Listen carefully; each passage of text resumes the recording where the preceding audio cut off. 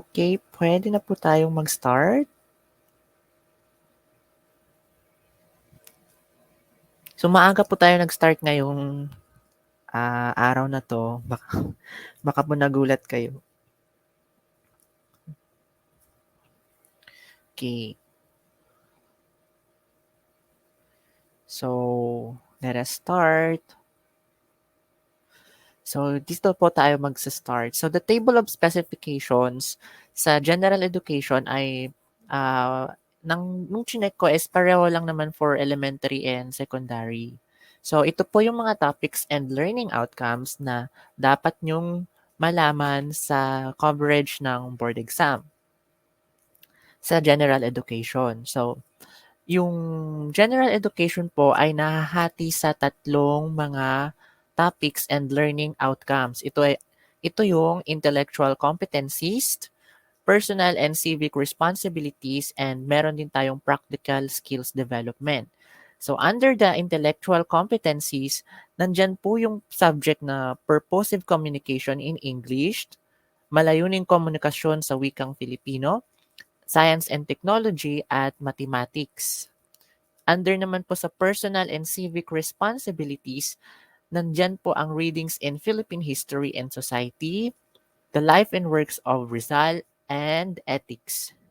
At sa pangatlo, the practical skills development, meron po tayong the contemporary world, art appreciation, at understanding the self. So all in all, meron po tayong 10 subjects sa general educations na mga topics and learning outcomes. Okay, next slide. Yun. So alam ko sa mga magte-take ng exam this September is familiar na kayo sa Bloom's Taxonomy.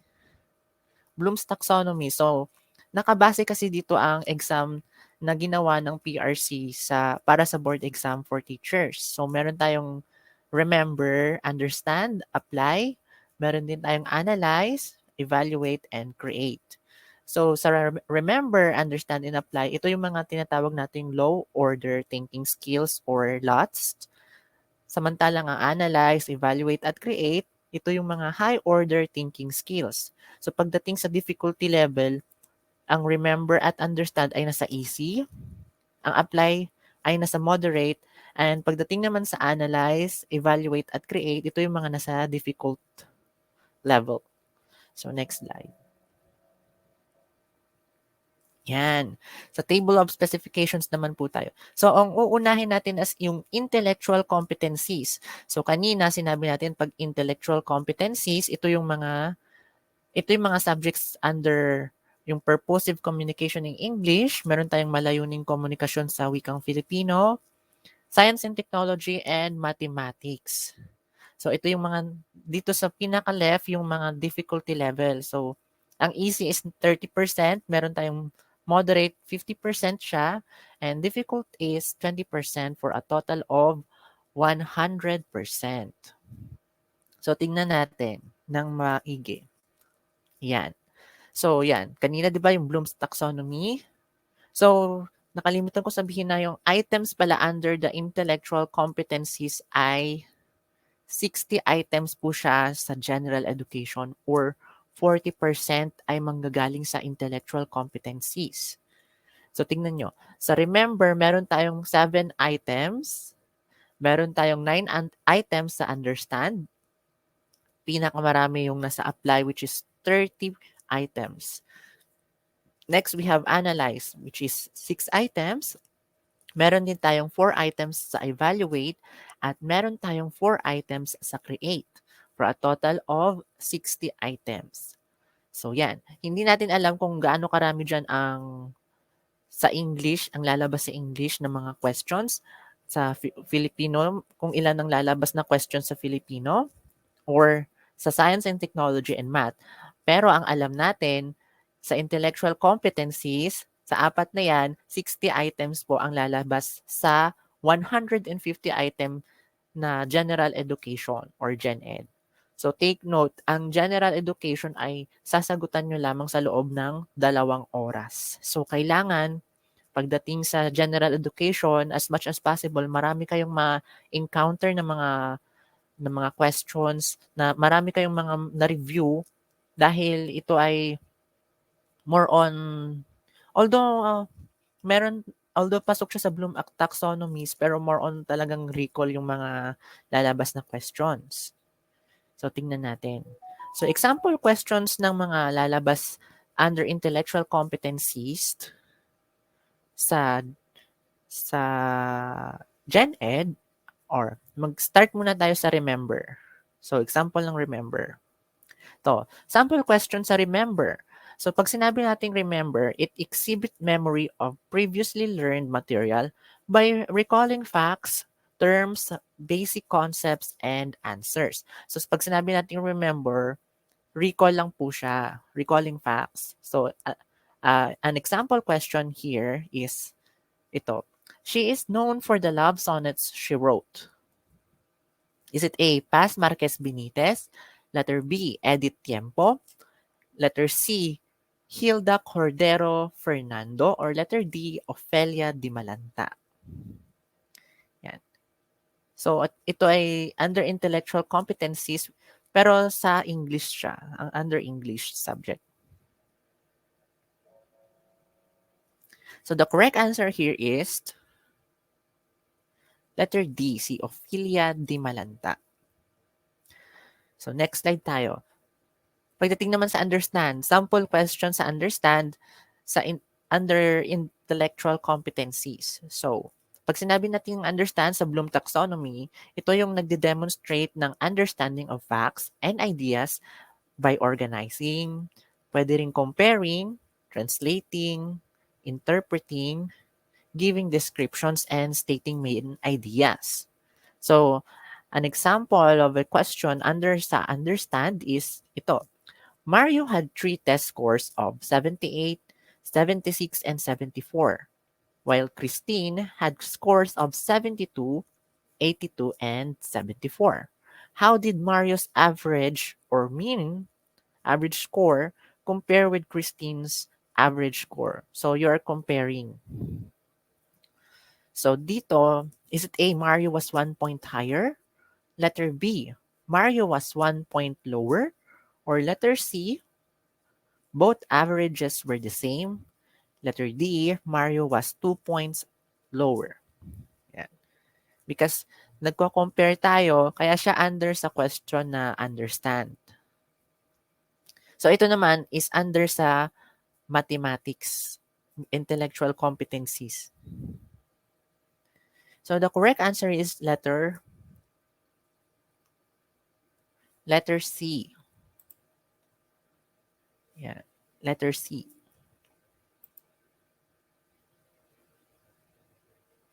Next naman na sample question under apply.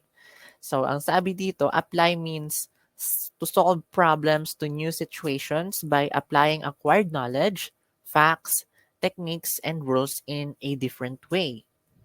So ito is under din sa mathematics na question. So the area of a square is 144 centimeters square. What is its perimeter? So kaya siya under sa question na apply because you are going to solve a problem. So ang tamang sagot dito is letter D, 72 centimeters. Another question naman, pero under sa analyze.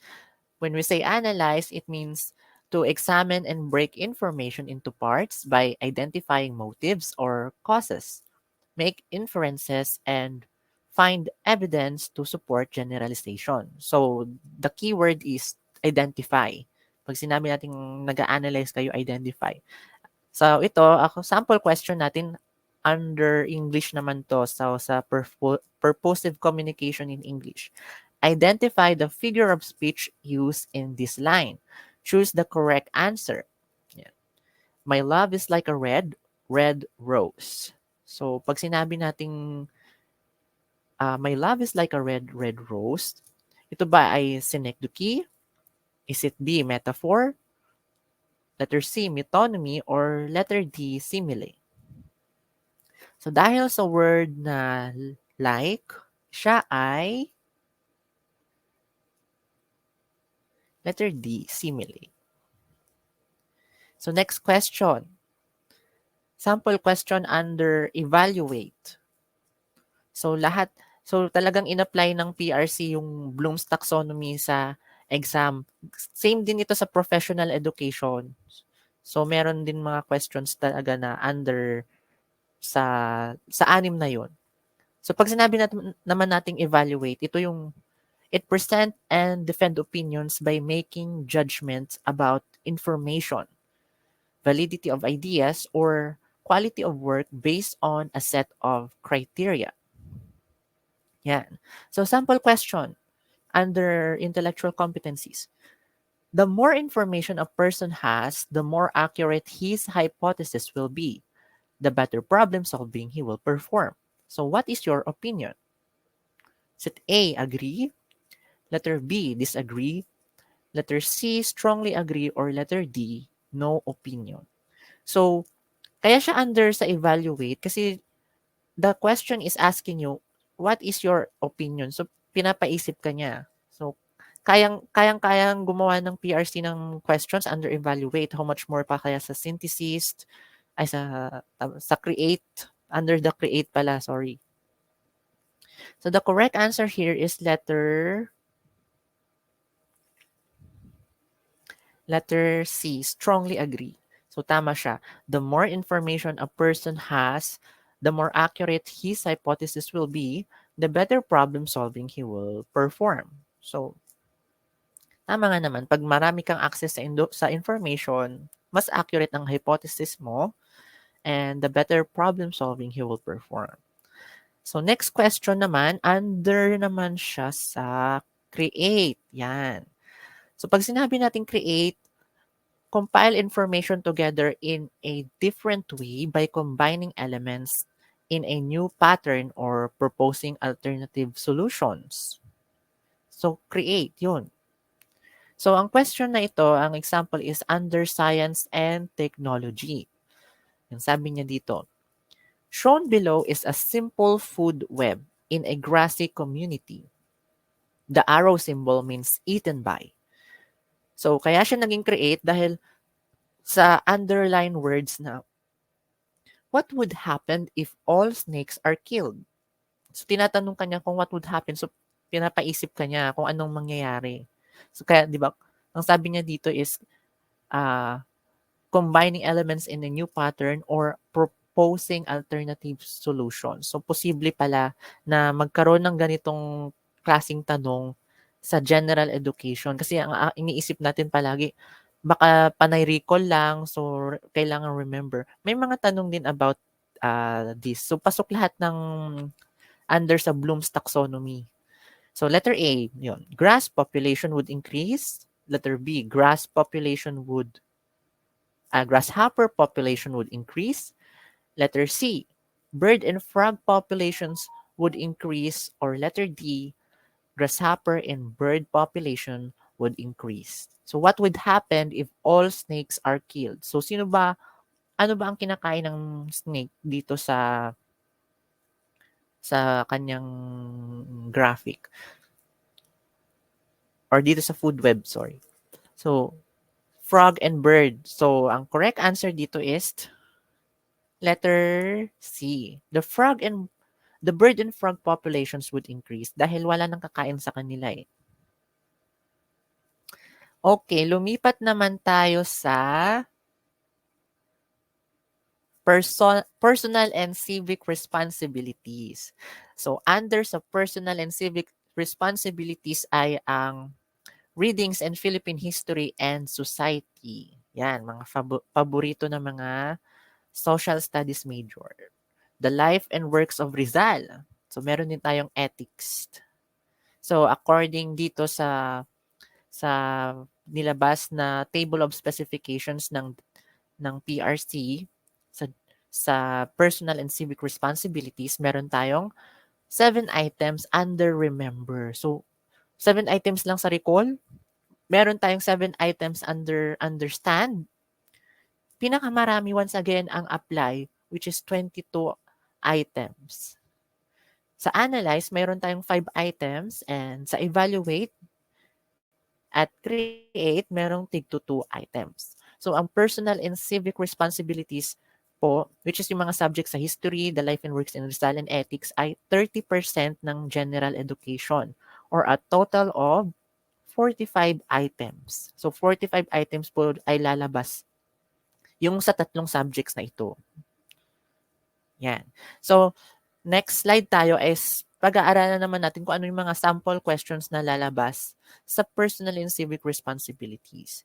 So, take note po pala, kapag kayo ay magte-take na ng board exam, hindi siya naka-categorize na, so, halimbawa, so, 1 to 50, halimbawa, is yun, category ng mga questions na lalabas sa math, science, English, Filipino, hindi po ganun. Talagang halo-halo siya. So, 150 yon talagang magkakahalo-halo siya. So, pwedeng sa first item lalabas math. And then sa second item naman, biglang Philippine history, mga ganun. So, you have to really review and expect the unexpected. So, sample questions tayo. So, sa remember, pagdating sa personal and civic responsibilities, yan. 'Di ba sabi natin kapag remember, it's recalling facts. Kaya siya nasa lower order thinking skills dahil magre-recall ka lang. So ito, sample question. Who led the longest revolt in the Philippine history? A. Andres Malong. Letter B. Diego Silang. Letter C. Francisco Dagohoy. Or letter D. Hermano Pule. Ito, very easy question sa Gen Ed. Pero possible pa rin lumabas because sa mga past board exam, alam ko lumalabas itong question na to. Ang tamang sagot dito is letter C, si Francisco Dagohoy. Tama yan. Okay. Ang backstory kasi nitong pag-revolt niya is hindi siya pinayagan ng mga Spanish authorities na ilibing ang kanyang kuya or something kapatid. That's why nagrebelde siya. And kaya longest kasi umabot din ng ilang years. Hindi lang years siguro. I'm not sure kung ilang taon. It's between 80 years. Not sure kung exage ba yun or basta sa mga sobrang kaya siya nasabing longest revolt. Okay, next question tayo. Sa understand naman, pagdating naman sa understand, a sample question under personal and civic responsibilities.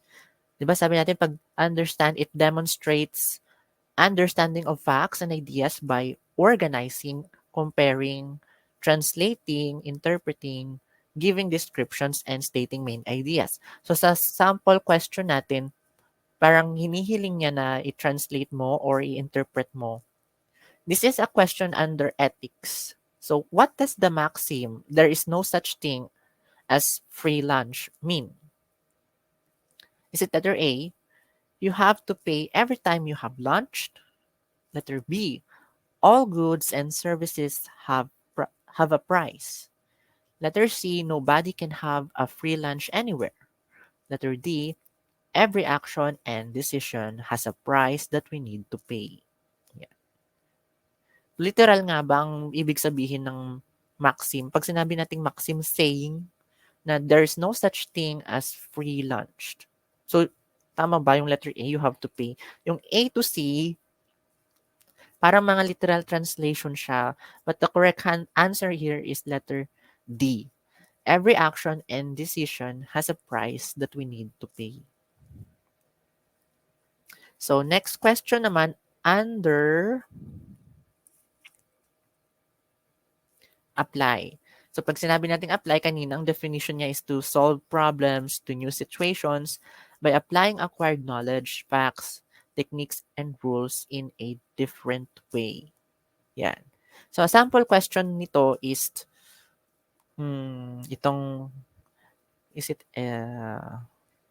siguro ito ay under sa Philippine History and Society. So, the General Appropriation Act for the year 2012 allocated 10 million each to the members of the House of Representatives, 150 million to the senators for countryside development, notwithstanding that the president recommended its abolition. So tinatanong kanya, what remedy can the president employ to refuse release of the funds? Yan. So you have to solve the problem sa situation by applying acquired knowledge, facts, techniques, and rules in a different way. Yan, sabi pa naman natin kanina, ay, under dun pala sa table, mga ganitong tanong ang napakarami sa personal and civic responsibilities. Yung mga tanong about apply. So it's at letter A, abolish Congress. Agad-agad ba? Abolish agad? Letter B, exercise his pocket veto. Letter C, exercise the power of impoundment. Or letter D, all of the above. What remedy can the president employ to refuse release of the funds? So, ang sagot po dito is letter B, exercise his pocket veto.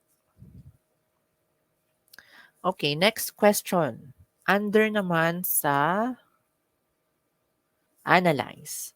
So sabi natin, analyze, examines and break information into parts by identifying motives or causes. So make inferences and find evidence to support generalization. So a question between analyze. So parang more of economics itong tanong. What is the relationship between price and quantity supplied? The relationship between price and quantity supply. So you have to analyze the question. So the correct answer here is letter D, positive. So anong next pagkatapos ng analyze sa Bloom's taxonomy? So evaluate. Under naman sa evaluate, this is a sample question sa personal and civic responsibilities.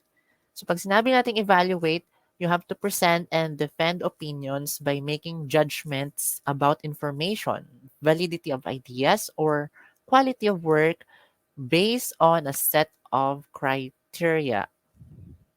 Making judgments about information. So, yan. Sample nito na question. Siguro, I think this question is under ethics. So, police officers arrested the accused based on the information supplied by the rape victim herself who pointed at him. Is the arrest without warrant valid? Yan. So, you have to make judgment about the information presented. Is it letter A? No. Letter B? Yes. Letter C? None of the above. Or letter D? All of the above. So, ang tanong niya is the arrest without warrant valid?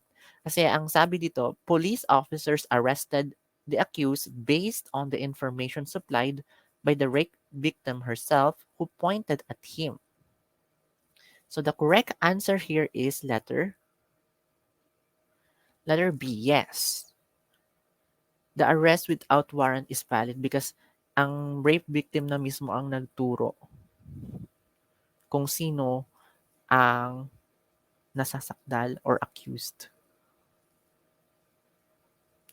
Next. Okay. Create. So last.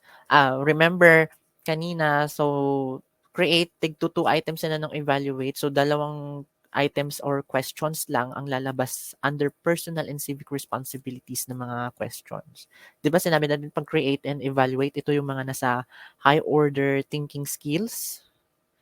So yon, pag create, ang sabi natin, di ba, compile information together in a different way by combining elements in a new pattern or proposing alternative solutions. So, nababasa nyo ba yung naka-underline word?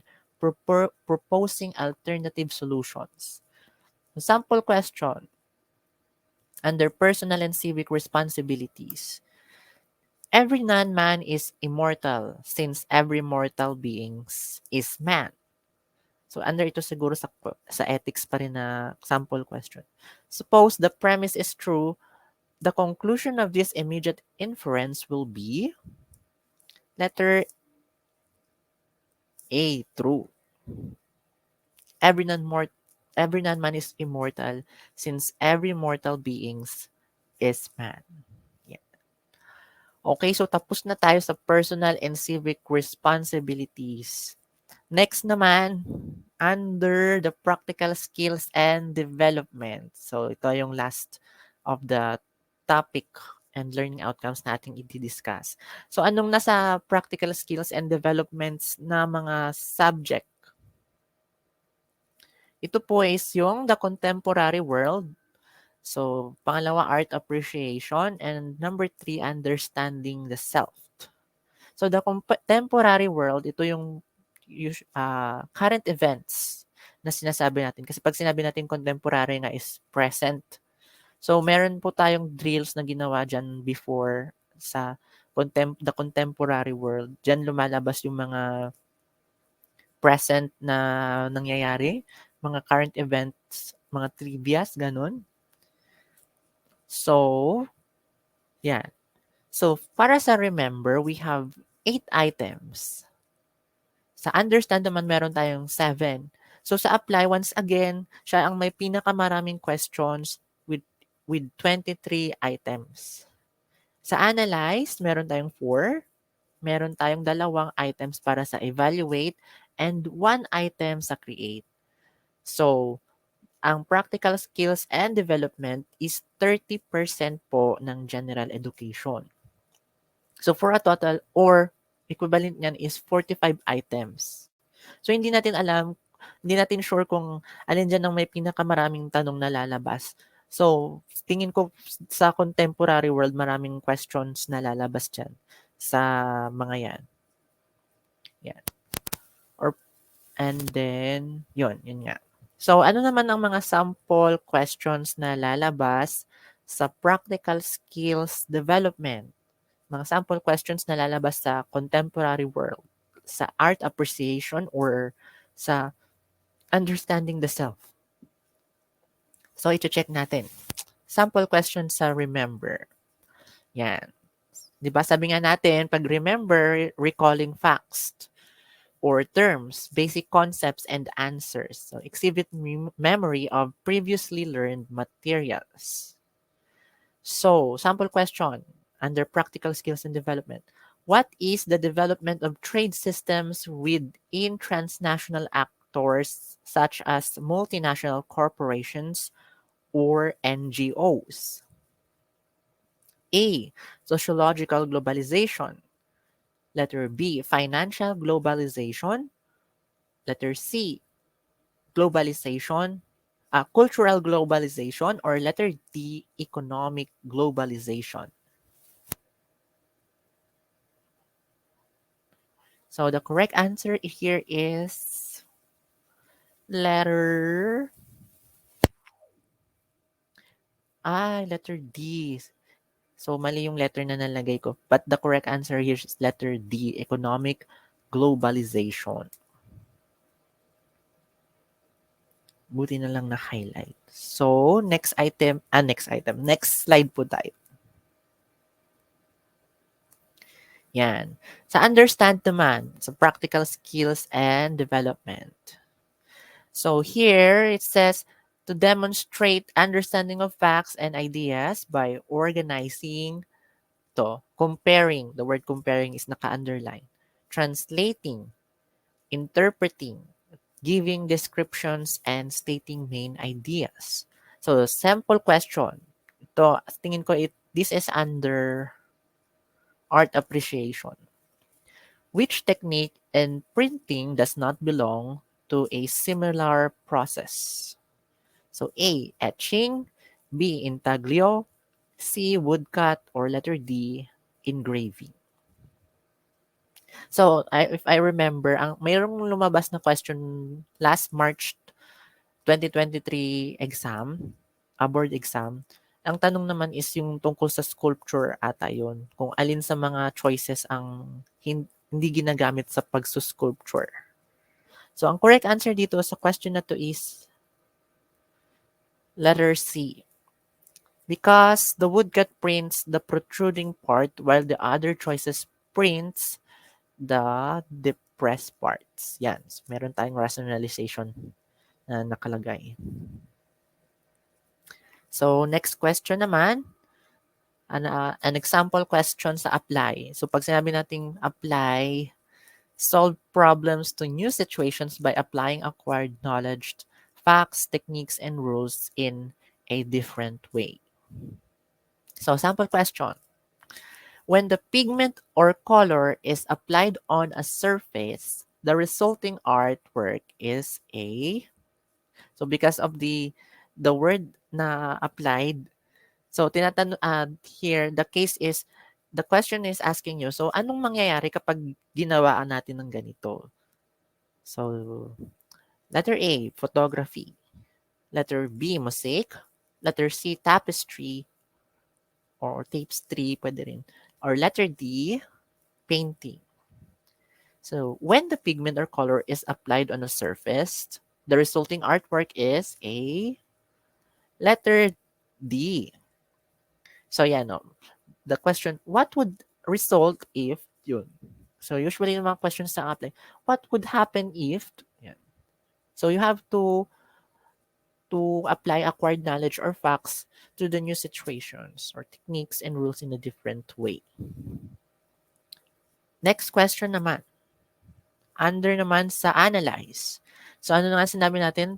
Pag sinabi natin analyze, you have to examine and break information into parts by identifying motives or causes. So yun. Question, sample question. Mika is very quick in reading musical notes and in playing multiple musical instruments. So what giftedness does she have? So tinatanong ka niya, so you have to analyze based on the information that the question provided. So ano kaya ang pwede nating make inferences and find evidence to support generalizations. So what can we conclude after analyzing yung case? Na si Mika is very quick in reading musical notes and playing multiple musical instruments. Siya ba ay logical mathematical intelligence? Siya ba ay nakapaloob under sa musical intelligence? Is it verbal fluency? Or letter D, natural intelligence? So the correct answer here is letter B, musical intelligence. So yan o, questions. What conclusions can you draw based on the case provided? And then, so okay, next slide tayo. Excuse me lang.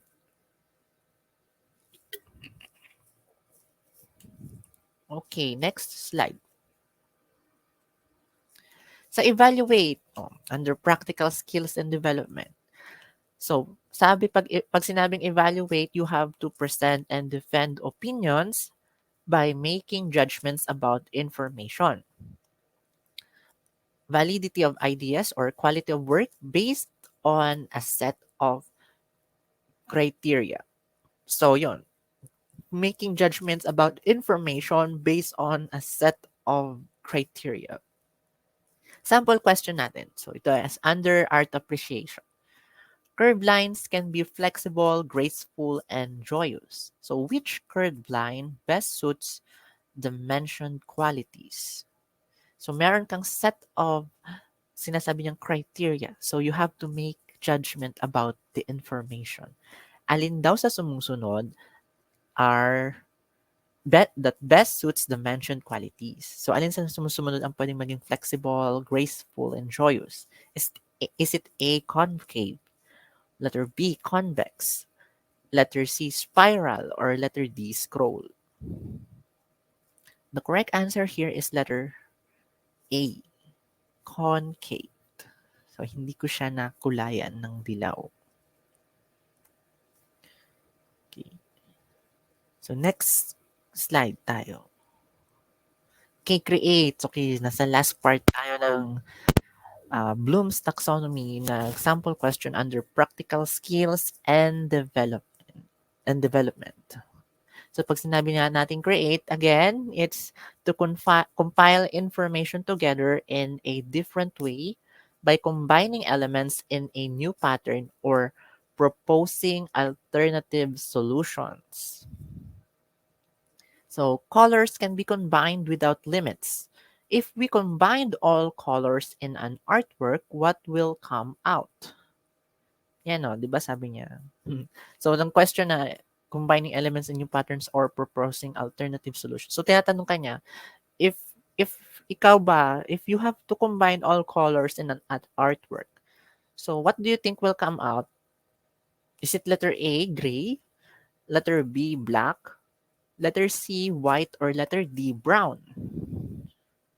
So, the correct answer here is letter A, gray. So, na-realize nyo ba kung gaano kagaling ang mga sample questions natin actually? So, sample questions lang to. Pero, habang binabasa nyo, so parang nare-realize nyo na sobrang galing ng PRC sa paggawa ng mga questions, pag-construct ng mga questions, tsaka paggawa ng mga items. Talagang gagamitin mo yung utak mo. So, kailangan mo talagang mag-isip, paiisipin ka niya. So, ganun kagaling ang PRC.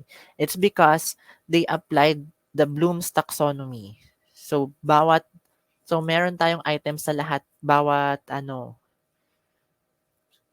for the remember, meron din tayo sa analyze, sa evaluate, sa create. So, lahat yon talagang ginawa nila ng questions. And, posible pala siya sa multiple choice na exam kung i-apply natin ng lahat sa under Bloom's taxonomy. So sa next slide, ipapakita natin yung summary ng mga to. Yan. So yan, under the Philippine Qualifications Framework. Yan. Tingnan nyo. So again, once again, sinabi natin na nahahati sa tatlo ang topics and learning outcomes. So ang tatlong yon ay intellectual competencies, personal and civic responsibilities, and practical skills development. So, kaya pag gumagawa po tayo ng drills dito, nilalagay po natin kung under saan siya. So, kung makikita nyo kagabi, gumawa po ako nag-conduct tayo ng drills, tapos nilagay natin dun, may intellectual competencies na nakalabel dun sa English vocabulary drills natin kagabi. Para hindi po kayo malito, So, nilalagay natin siya. So, under sa intellectual competencies na nga, meron tayo yung 4 subjects, which is yung English, Filipino, Science and Technology, and Mathematics. So, yan ay 40% or a total of 60 items ng exam or Gen Ed. Sa personal and civic responsibilities naman, nakapaloob dyan yung readings in Philippine history and society, and the life and works of Rizal, tsaka ang ethics. Yan naman ay 30% ng general education or a total of 45 items. And yung practical skills development. So, under the practical skills development, nandyan yung contemporary world, art appreciation, at yung understanding the self. So siya ay 30% din or a total of 45 items. Yan. So, sa tatlong yan, ang pinakamaraming items ay under sa intellectual competencies.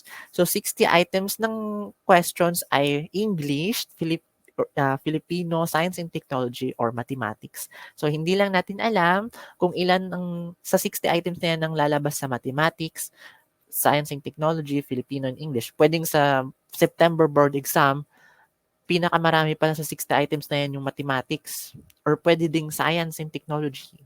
Pwede ding English or Filipino. So yan ay for a total of 150 items.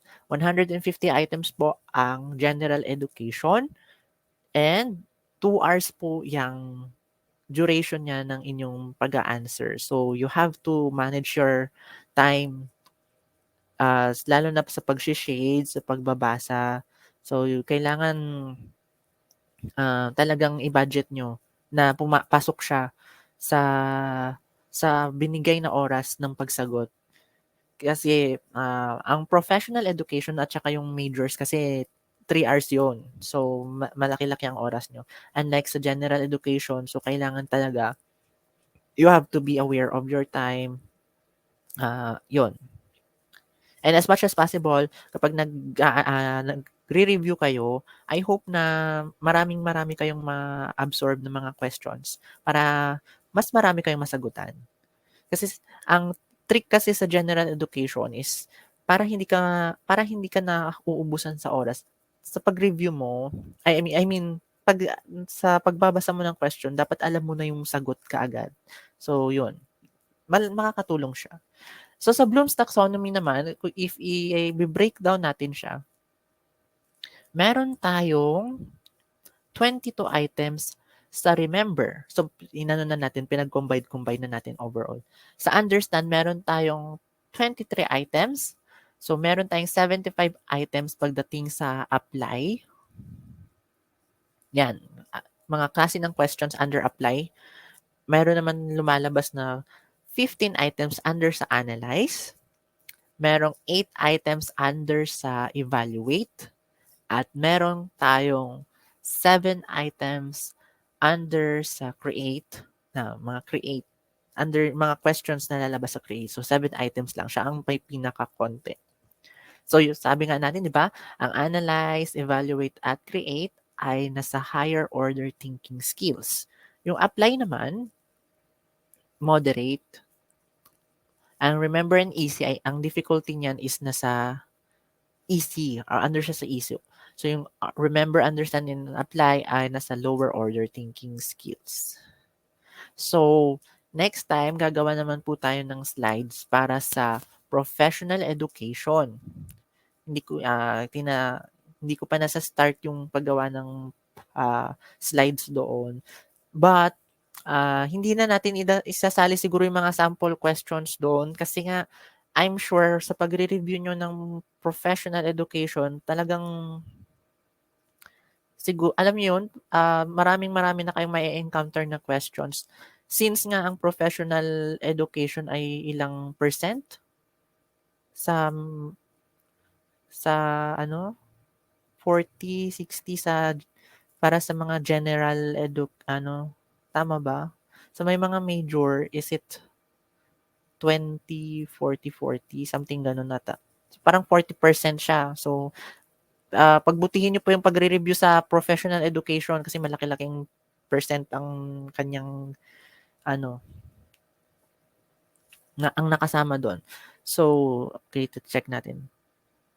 Okay, so last slide na yun. So, thank you so much po sa inyong panunood and I hope you learned something. If I were you, wag kayo masyadong mag-overthink dito sa ating diniscuss na slide today. Binigyan ko lang po kayo ng idea kung halimbawa, I'm sure marami kasing naku-curious kung ilan items ang lalabas sa mga halimbawa sa Filipino, sa science and technology, sa math, sa English. So, yun. So, ginawa natin siya para magkaroon lang kayo ng idea and para alam nyo kung ano yung laban na pinapasok nyo sa board exam. So, 'di ba? Kahit ako na impressed din ako sa kung paano pala ginagawa ng PRC yung table of specifications nila. So, yun pala is sinusunod nila yung Bloom's Taxonomy. So, imagine nakakagawa sila ng mga questions under sa create and evaluate, which is mga high order thinking skills na under sa multiple choice exam. So, galing, di ba?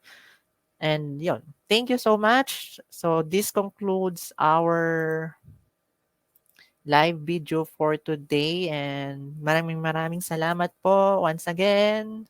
And in the future, gagawa pa po tayo ng mga drills. So, i-follow nyo lang po ang ating page para maging updated kayo or if you want to, kung gusto nyo manood ng ating mga live videos in the future. So, thank you so much. Goodbye!